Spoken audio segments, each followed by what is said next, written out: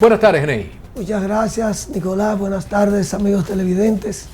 Gracias, Nicolás, por permitirme llegar a los amigos que siempre están pendientes, acceso sin límites. Como siempre, señores, Loma Miranda no se negocia. Debe ser declarado parque nacional y no nos vamos a cansar hasta ver eso como un hecho. No sé cuál de los presidentes que están o el que viene se va a decidir a hablar sobre las concesiones. Este es un país, señores, que está concesionado. Hay un mapa que los invito a buscarlo sobre las concesiones que hay a nivel nacional.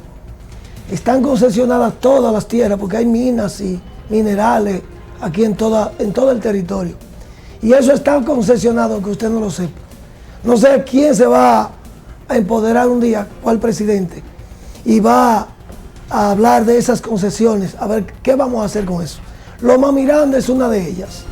Señores, decía Nicolás que estamos a 62 años del ajusticiamiento del sátrapa Rafael Leonidas Trujillo Molina. Hay mucha gente que todavía habla de que ojalá viniera un Trujillo. Dios nos libre. Sí, no hay nada tan malo que no tenga una cosa buena. Y esa cosa que diría usted, bueno, pero es el respeto. Pero ese respeto era en base a miedo. Y yo creo que el respeto también en base al miedo no es bueno. Pero sí se respetaba la autoridad en esa época, que es todo lo contrario a lo que está pasando ahora en el país y en el mundo. Porque las llamadas democracias, lo que ha hecho la gente que lo ha convertido en un libertinaje. O sea que cuando hay exceso de democracia, entonces hay respeto. Y ya eso es otra cosa. Pero sí, hoy todavía quedan algunos trujillitos en algunas provincias que de vez en cuando salen con las expropiaciones de terrenos, sacando a gente que tiene 30 años ahí, expropiándose de terrenos del CEA todavía, que son trujillitos y se salen con la suya siempre. Y siempre tenemos problemas de esos trujillitos. Recuérdense que ese gobierno de Trujillo se basaba en una época feudal, diríamos. Eran feudos que habían, terratenientes con mucha tierra, y después Trujillo fue el mayor terrateniente que había en el país. Fue en base, la economía de Trujillo fue orientado sobre esas bases. Todavía aquí hay personas en materia de terrenos, se expropian de terreno y están sacando gente y tienen, ya usted sabe, trujillitos. Señores, se ha hablado últimamente de crisis, de que ha aumentado la criminalidad. Debemos recordar que estamos en una crisis. Yo diría que no se habla de eso porque la propaganda de los gobiernos no hablan de la crisis en que estamos inmersos los dominicanos. Yo creo que en los últimos meses, en los últimos 2 meses, y ahora precisamente, estamos inmersos en una crisis económica muy negativa. Y eso hace que aumente la criminalidad. Como ustedes ven, el aumento de esa criminalidad, que está latente siempre, eso influye las crisis. Estamos en una crisis económica, está Estados Unidos en crisis económica. ¿Qué seremos nosotros?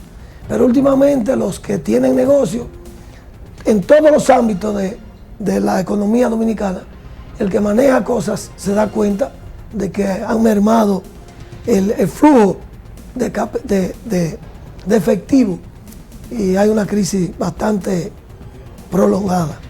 Señores, miren, el panorama educativo nacional. Este es un tema que yo no vengo a ponerlo en el tapete porque está en el tapete siempre.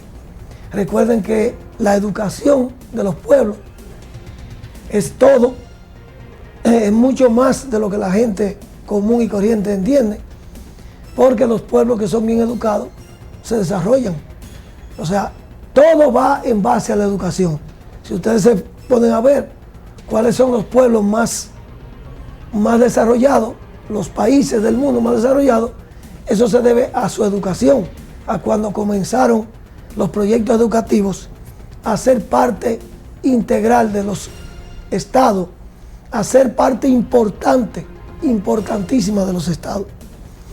Entonces, ahora se está hablando mucho de la educación dominicana, tenemos informes nacionales e internacionales que aquí, en este programa de acceso, se han debatido mucho y diariamente Nicolás y los que pernotan por aquí, por este espacio, hablan de esos números que son estadísticas, son el resultado de esos análisis que se han hecho últimamente y que ya cualquier dominicano que mínimamente escuche o vea televisión, escuche noticias en la radio, sabe que nos hemos quemado en todos los exámenes. El estudiantado dominicano, a la hora de analizarlo, sea nacional e internacionalmente, sea cualquiera que lo haya analizado, nos quemamos en todo. Pero ya esos números los sabemos y yo no quiero hablar de esos números porque eso es archiconocido por todos los dominicanos, que nos hemos quemado en matemática, en lengua española, que tenemos un 17% de estudiantes que no tienen capacidad cognitiva, capacidad de análisis. Usted le da un texto, es una de las cosas que dicen esos análisis. Usted le da un texto y ellos no tienen capacidad para analizar ese texto. Entonces, pero ya eso es archiconocido. Y lo que sí quiero hablar, no de la educación en el sentido de las estadísticas. Miren, quiero hablar de que nosotros luchamos, y cuando digo nosotros, yo me incluyo, porque creo que me merezco, aunque sea una mínima parte de esa lucha, porque no me perdí nunca nada que estuviera abogando por un 4%. Y muchos, miles y miles de dominicanos, millones, nos dimos cita en todos los pueblos de este país, en la Marcha Verde, exigiendo un 4% para el MINER, que es ahora.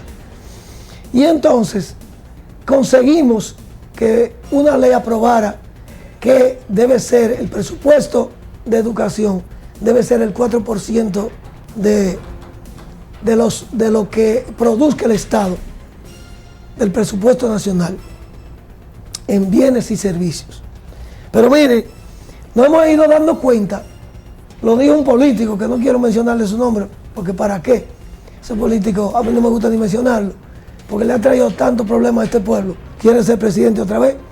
Yo dije aquí una vez que ese no va a ser presidente jamás, y espero que Dios me complazca, y los dominicanos.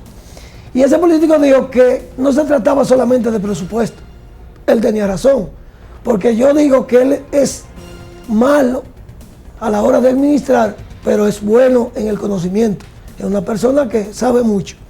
Y esa persona dijo, y lo estamos comprendiendo cada día más, de que el presupuesto no era todo.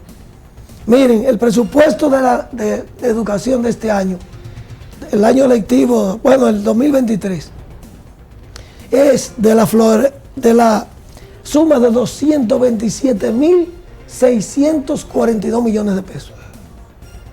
Y esos 227.642 millones no han sido suficientes para que pasemos los exámenes a la hora de analizar al estudiantado dominicano. Porque no basta que tengamos un presupuesto alto, que tengamos, miren señores, 227.000 millones.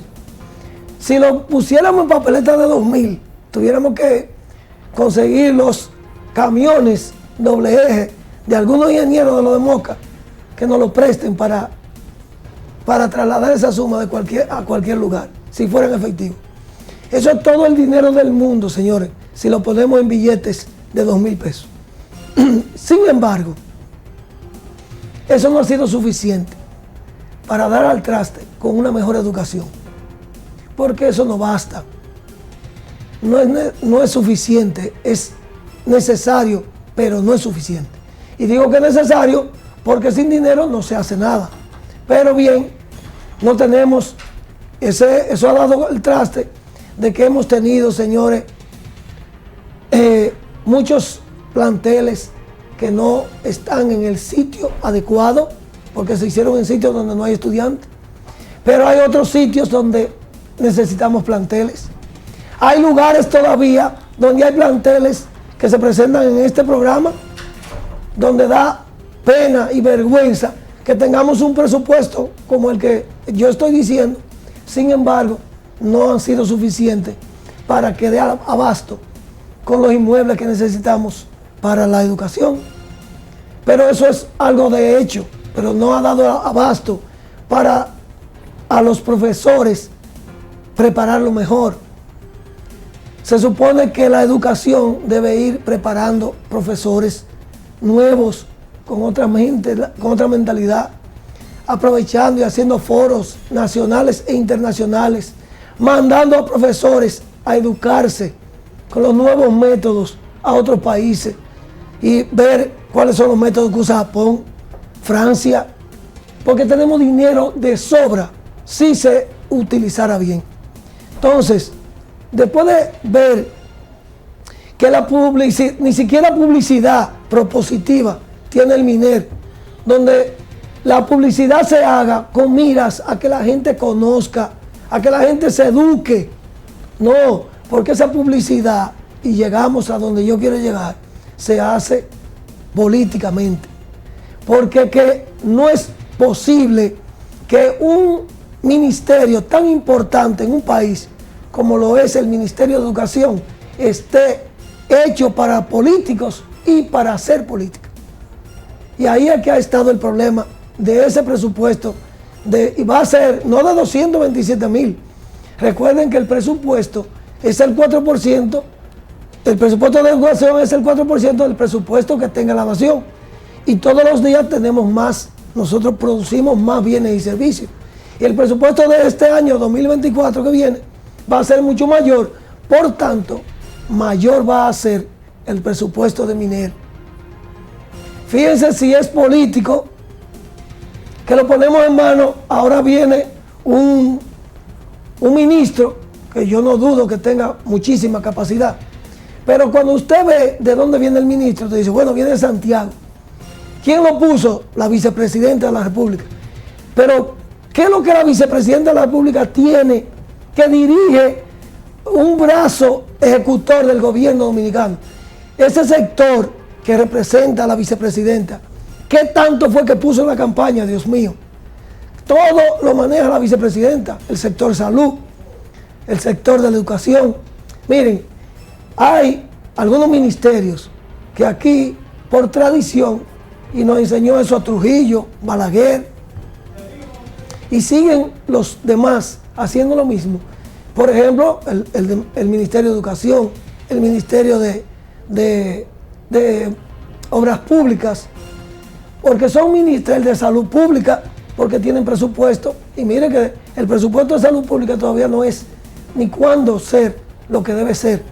Sin embargo, como lo usan para la política, entonces ahí se pone un ministro que haga mucha publicidad política, que consiga muchos compañeritos, que nombre muchos compañeros, y un ministerio como todos debiera ser así, pero el Ministerio de Educación mucho menos debiera depender de compañeros y de personas que pertenezcan a un partido.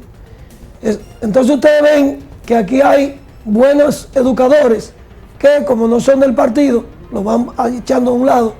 No lo nombran, por ejemplo, en una dirección del ministerio, en sitios donde puedan aportar, porque esos no son políticos. Si el ministro no es político, no se puede nombrar como ministro, porque por mucho que sepa, eso no importa, porque eso no es importante. Entonces, mientras la política está permeando a un ministerio como el de educación, aquí no va a haber educación. Mientras usted ve, no, que ese ministro lo puso fulano o fulana, por esto, esto y esto, usted inmediatamente saca conclusiones.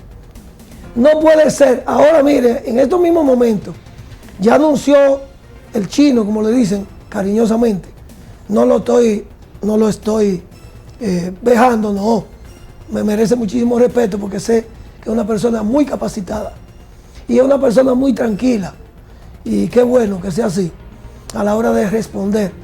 Pero me dicen ahora que el Ministerio de Educación viene a barrer con lo que queda de los compañeros del PLD. Y a mí no me importa que sean PLD, que sean pero ahí pueden haber personas valiosas que lo pueden barrer, como dicen. O sea, no hay carrera. Entonces, se está anunciando ahora, he sabido, de que van a quitar mucho. Miren, aquí no vale ni siquiera los concursos.